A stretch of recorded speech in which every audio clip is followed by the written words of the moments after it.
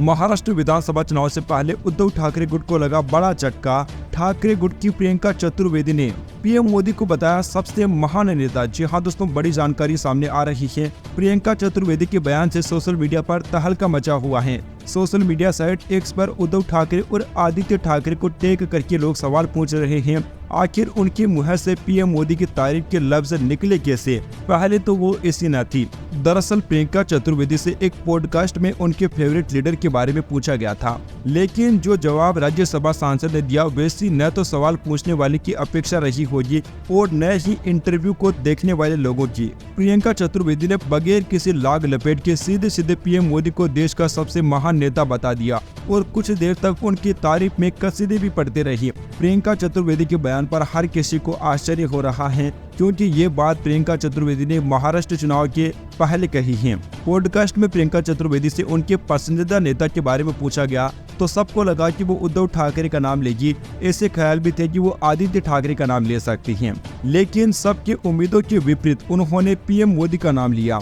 उन्होंने प्रधानमंत्री मोदी को महान राजनेता बताया। वो कहती हैं कि पीएम मोदी को लोगों से कनेक्ट होने में महारत हासिल है, खासकर युवाओं और महिलाओं से।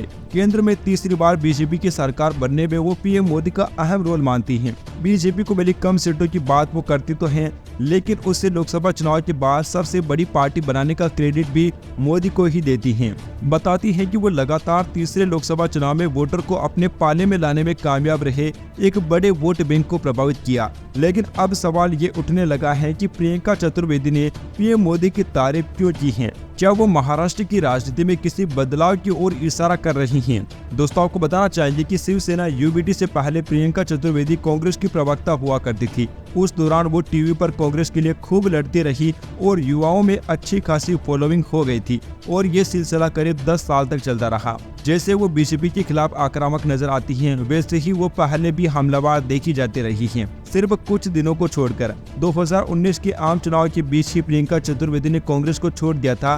तब महाराष्ट्र में वोटिंग भी नहीं हुई थी। प्रियंका चतुर्वेदी की पीएम मोदी के लिए तारीफ करना अब महाराष्ट्र में कई लोग अलग अलग तरह की कयास लगा रहे हैं, क्योंकि चुनाव से पहले दल बदल का सिलसिला लगातार जारी रहता है। तो कई लोग अब ये भी कहने लगे हैं कि क्या प्रियंका चतुर्वेदी भी भाजपा में शामिल हो रही हैं।